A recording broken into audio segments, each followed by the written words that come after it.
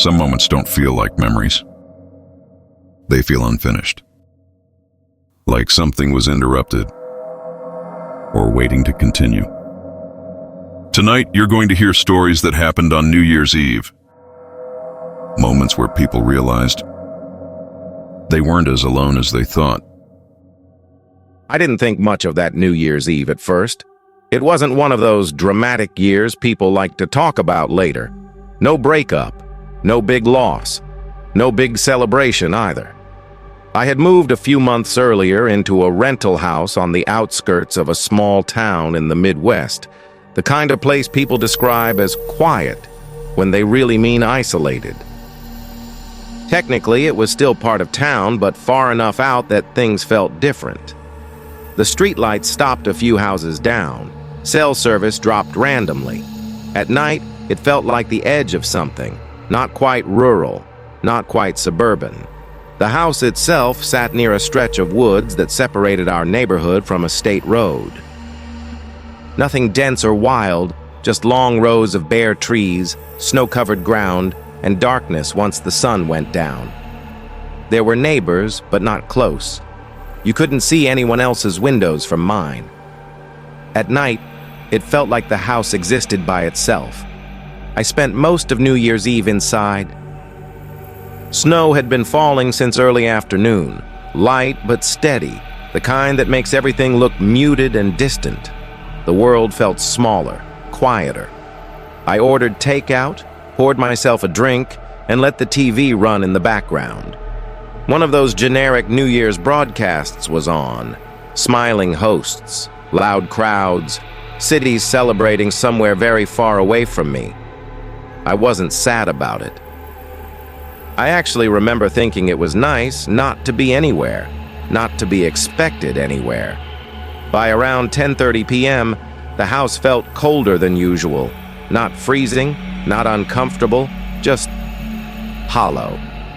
The heat was working fine. No drafts, no rattling vents. Just that strange feeling you get when sound doesn't behave the way it should. Like the walls were farther apart than they used to be. I muted the TV and sat there listening. Nothing. And that was the problem. Houses always make noise. Pipes ticking, wood settling, the faint hum of something electrical. But this house felt suspended, like it was holding its breath, like it was waiting for something to happen. At 10:47 p.m., I heard something outside. At first, I thought it was snow sliding off the roof. That happens sometimes when the temperature shifts. But then it happened again. A dull crunch, then a pause, then another crunch. Footsteps, slow, measured, careful. Not heavy enough to be someone running. Not light enough to be an animal. Each step sounded intentional, like whoever or whatever was making them knew exactly where they were stepping. I stood up and went to the front window, pulling the curtain back just enough to look outside without being obvious. The porch light illuminated fresh, untouched snow. No footprints, nothing disturbed. I told myself I imagined it. That happens when you're alone too long, when your brain fills the silence with patterns that aren't really there. I went back to the couch, forcing myself to sit down. At 11:12 p.m., it happened again. This time, closer. The sound came from the side of the house, near the narrow path that ran along the tree line. The same crunch, pause, crunch pattern. I didn't move right away. I just listened. Then silence. I grabbed my phone and checked the weather radar, half expecting to see sudden wind gusts or something that would explain it. Nothing. Calm night. No alerts. No change in conditions. That's when I noticed my dog hadn't moved. He was lying near the entrance to the hallway, head lifted, ears forward, body completely still. Not asleep, not relaxed, watching. He wasn't growling, wasn't barking, wasn't whining, just watching the hallway like he expected something to come from it. I whispered his name. He didn't even flick an ear. At that moment, my chest tightened. Not panic, Not fear exactly, just awareness. That quiet internal signal that something doesn't add up, even if you can't explain why. I locked the back door, then the front. I checked every window, even the ones I knew were locked. Everything was fine, normal, secure. By the time midnight approached, I had convinced myself I was overreacting. I turned the TV volume back up just enough to hear the countdown start. 10, 9, 8. The dog stood up. 7, 6, 5. He began walking slowly toward the back of the house, every step deliberate. 4, 3. I followed him, heart pounding harder than it should have been, trying to convince myself I was being ridiculous. 2, 1. The TV erupted into cheers. Fireworks echoed faintly in the distance, muffled by snow and trees, and right as the new year began, I heard the sound of metal shifting from the back door. I froze. It wasn't loud, just a quiet scrape, like someone testing the handle without fully committing to it, feeling for resistance. I didn't breathe. My dog growled, low, controlled, not aggressive. A warning. The handle didn't move again. Instead, I heard footsteps moving away. Slow, careful.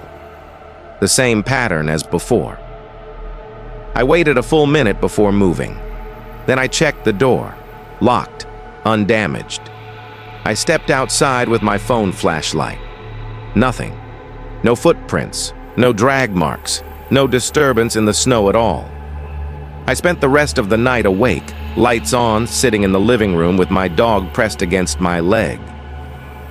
Nothing else happened. The next morning, daylight made everything look harmless again. Ordinary. I almost convinced myself it had all been stress, or imagination, almost. Until I walked around the side of the house. There were footprints along the wall, not leading to the door, not leading away, just standing there, facing the house. I moved out 3 months later. I still don't know what they were waiting for.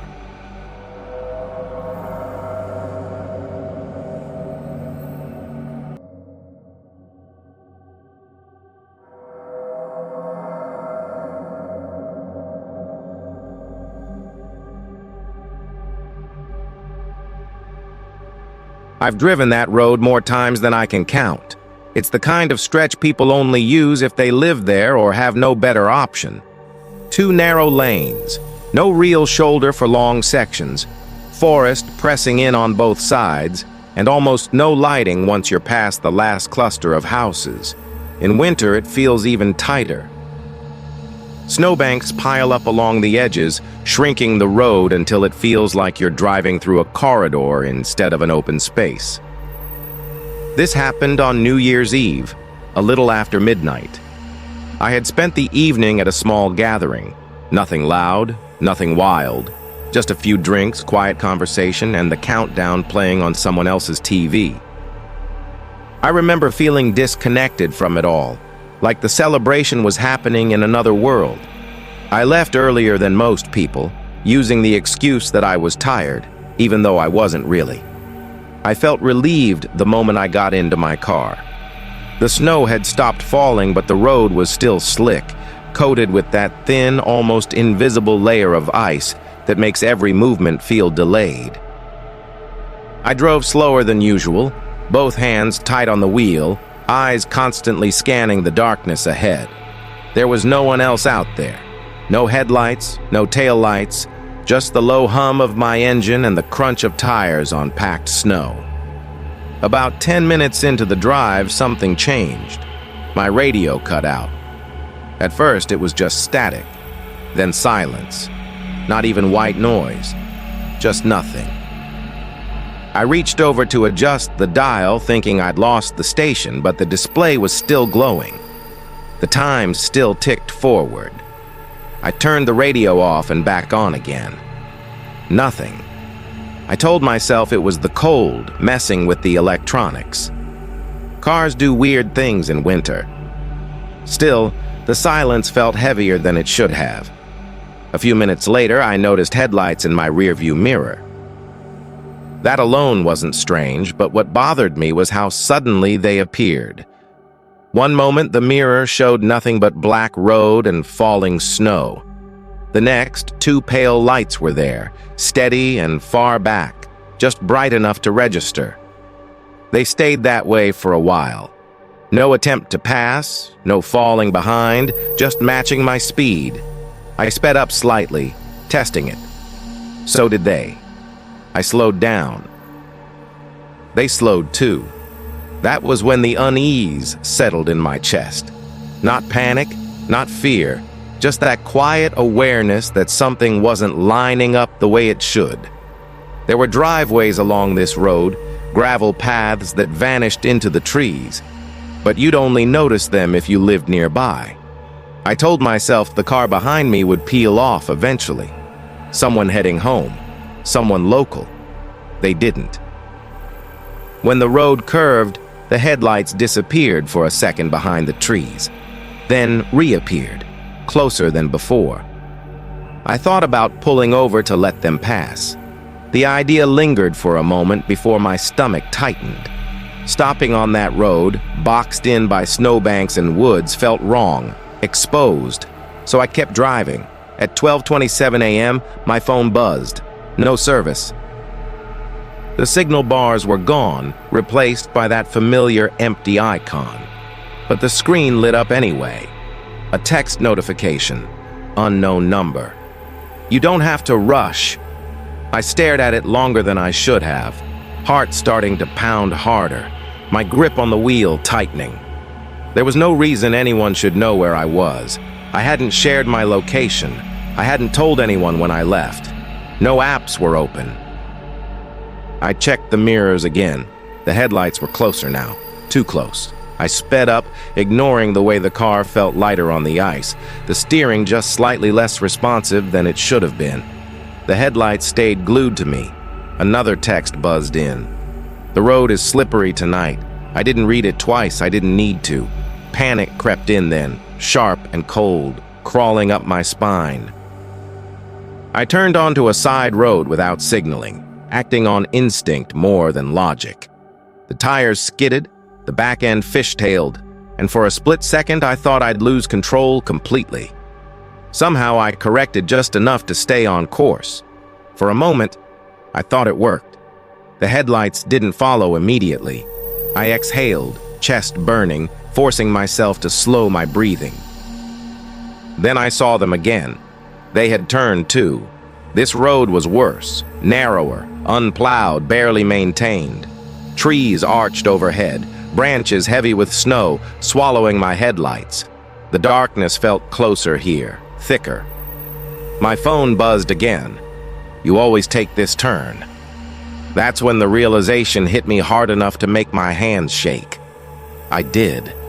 Every time. I took this road home without thinking about it, which meant whoever was behind me wasn't guessing. They knew my routine. I drove faster than I should have, the car sliding slightly on each curve. The headlights behind me surged closer, then backed off like whoever was driving wanted me to feel them there, wanted me to know they weren't in a hurry. One last message appeared. Happy New Year. Ahead, through the trees, I saw the faint glow of street lights. My town, finally. I pushed the car harder, silently begging it not to fail me now. As soon as I hit the main road, traffic appeared.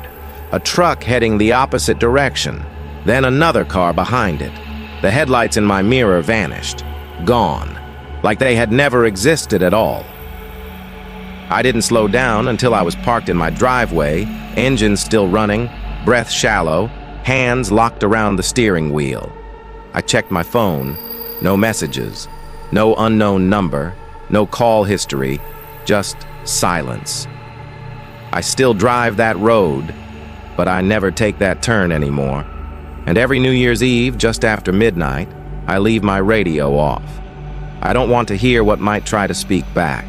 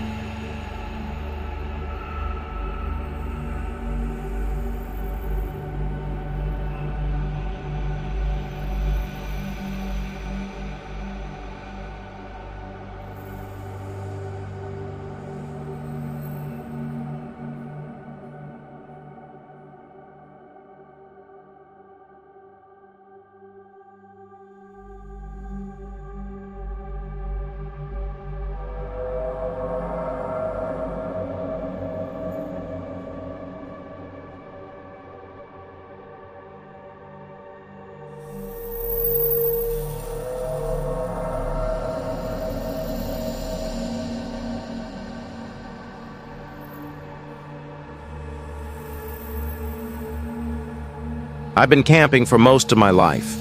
Not the casual, once-a-year kind. I mean real camping. Remote places, minimal gear, long stretches of silence. I grew up learning how to read the woods, how animals move, how wind carries sound, how snow changes everything. I know what belongs out there, and I know when something doesn't. That's why this still bothers me. This happened over New Year's weekend a few years ago. I had taken time off work and wanted to be alone, not to escape anything dramatic, just to reset. Winter camping always appealed to me because it filters people out naturally. Snow, cold, isolation. Most people don't bother, which is exactly why I like it. I chose a small, state-managed campground near a forest reserve. 6 campsites total. 1 narrow access road. No ranger station nearby during winter months. Cell service barely existed, even on a good day. I'd camped there once before in the summer, but winter changed the place completely. When I arrived in the late afternoon, the sun was already low. Everything looked untouched. Snow covered the ground evenly, smooth and clean, no footprints except my own tire tracks pulling in. Only one other campsite showed signs of use, a dark SUV parked near the far end. The engine was cold. No lights, no smoke, no sound.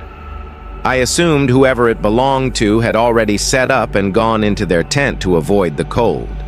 My site was closer to the tree line but still visible from the road. I liked that. It made me feel like I had options. I unpacked slowly, deliberately. The cold was sharp but manageable. No wind, no snowfall. Just that heavy winter quiet that makes even small movements feel too loud. By nightfall, the woods felt muted, like the snow had absorbed every sound. My boots crunching, fabric shifting, the soft crackle of the fire. Everything else felt distant, flattened. I cooked dinner and kept a small fire going. I tuned a handheld radio to a local New Year's broadcast. The signal faded in and out, voices stretching and warping like they were coming from somewhere underground. At times, it sounded less like a radio and more like something bleeding through the static. That's when I noticed something odd. My fire wasn't changing. It should have been dying down by then. I hadn't added wood in a while. But the flames stayed the same size. Steady, low, controlled. I added a log to test it. It burned, collapsed, and then the fire returned to the exact same shape it had before. Same glow, same height. I told myself it was the cold affecting combustion, or the type of wood. Fires behave strangely in winter. Around 11:20 p.m., I heard footsteps. Crunch, pause, crunch, not rushed, not wandering. Intentional. I stood up and listened. The sound stopped immediately. I scanned the trees with my flashlight, sweeping slowly between trunks. No reflections, no movement. Just dark gaps where the forest swallowed the light. I stood there longer than I should have, waiting for something else to happen. Nothing did. By midnight, the radio was mostly static, but faint cheering cut through. Crowds celebrating somewhere far away. I raised my mug and muttered "Happy New Year" under my breath, more out of habit than feeling. That's when I noticed the footprints. They weren't mine. They started just beyond the edge of the firelight, close enough that whoever made them had been standing there watching me. They were deep, deliberate prints, heavy boots, too clean to be old. They ended abruptly, no trail leading away. They just stopped. My heart started pounding harder than it should have. I followed them backward with my flashlight, step by step. They faded into untouched snow. No scuffing, no drag marks, nothing to explain where the person went. I became acutely aware of how quiet everything was again. Around 12:40 a.m., I heard breathing. Soft, uneven, close. It stopped the second I froze. When I shifted my weight, it resumed. That was when I stopped trying to rationalize things. I went into my tent, zipped it shut completely, and turned off my lantern. I lay there fully clothed, boots still on, listening to my own heartbeat. Footsteps circled the tent. Slow, even, measured. They stopped near my head. A shadow pressed faintly against the fabric. It didn't move. It didn't shift. It just stayed there close enough that I could sense it without seeing it clearly.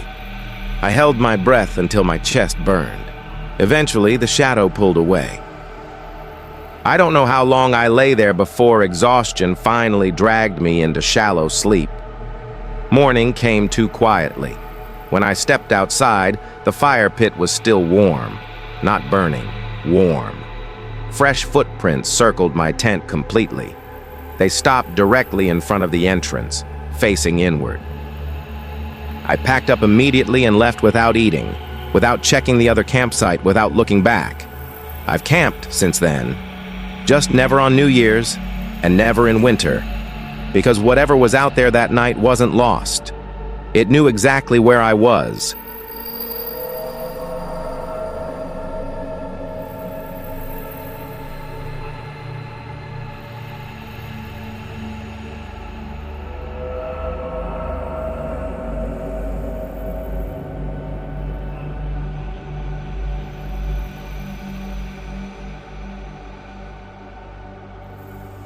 I've been camping for most of my life. Not the casual, once-a-year kind. I mean real camping. Remote places, minimal gear, long stretches of silence where your thoughts get louder than the environment around you. I know what the woods sound like at night. I know how animals move through snow. I know the difference between something natural and something that doesn't belong. That's why this still bothers me. This happened a few years ago over New Year's weekend. I had taken time off work and didn't want to spend it around people, noise, or expectations. I wasn't depressed or angry, just exhausted. Winter camping always appealed to me because it naturally filters people out. Snow, cold, isolation. Most people don't bother with it. I chose a small state-managed campground near a forest reserve. 6 campsites total. 1 access road in and out. No ranger station nearby during winter. Cell service barely existed, and the nearest town was over 30 minutes away. When I arrived late in the afternoon, the place looked untouched. Snow covered the ground evenly, smooth and unbroken except for my tire tracks. The silence was immediate and heavy. Only one other campsite showed any sign of use. A parked SUV at the far end of the loop. Engine cold. No lights, no smoke, no visible footprints leading away from it. I assumed whoever it belonged to was already set up or out hiking before dark. My site was close to the tree line but still visible from the road. I liked that. It gave me a false sense of security, knowing I could leave quickly if I needed to. I unpacked slowly, deliberately, letting the quiet settle in. The cold was sharp but manageable. No wind, no snowfall. Just stillness so complete it felt artificial. As night fell, the woods felt muted, like the snow had absorbed every sound. I cooked dinner, kept a small fire going, and tuned a handheld radio to a local New Year's broadcast. The signal faded in and out, voices warping slightly, stretching and compressing like they were coming from very far away. Every now and then, the static would swallow entire sentences. That's when I noticed something odd. My fire wasn't changing.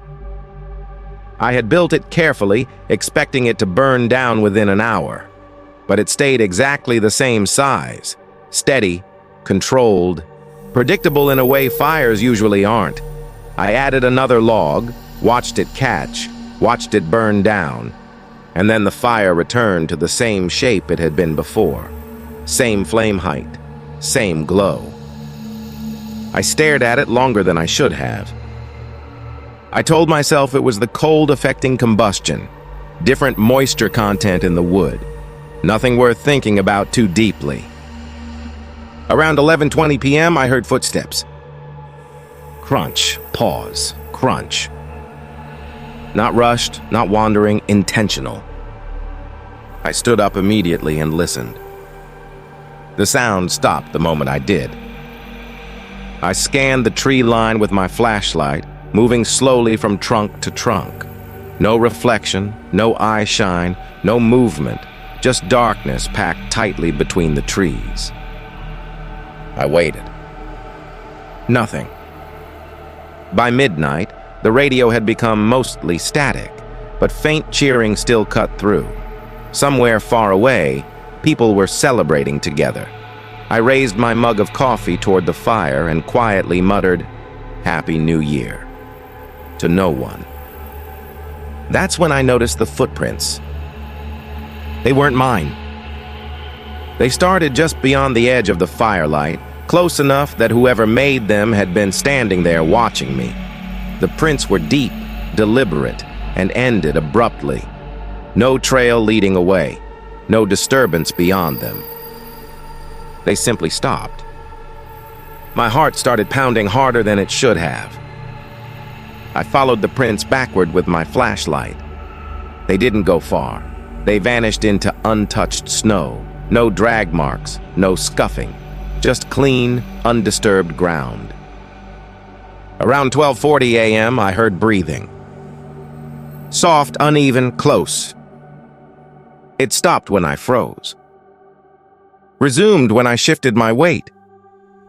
That's when the feeling changed, from unease to certainty. I went into my tent, zipped it shut completely, and turned off my lantern. I lay there fully clothed, boots still on, listening so hard my ears hurt. Footsteps circled my tent. Slow, even, controlled. They stopped near my head. A shadow pressed faintly against the fabric. It didn't move, didn't shift, didn't breathe. I held my breath until my chest burned. Eventually, the pressure lifted, the shadow faded, the footsteps retreated. Morning came too quietly. When I stepped outside, the fire pit was still warm. Not burning. Warm. Fresh footprints circled my tent completely. They stopped directly at the entrance. Facing inward. I packed up immediately and left without eating, without thinking, without looking back. I've camped many times since then. Just never on New Year's. And never in winter. Because whatever was out there that night wasn't lost. It knew exactly where I was.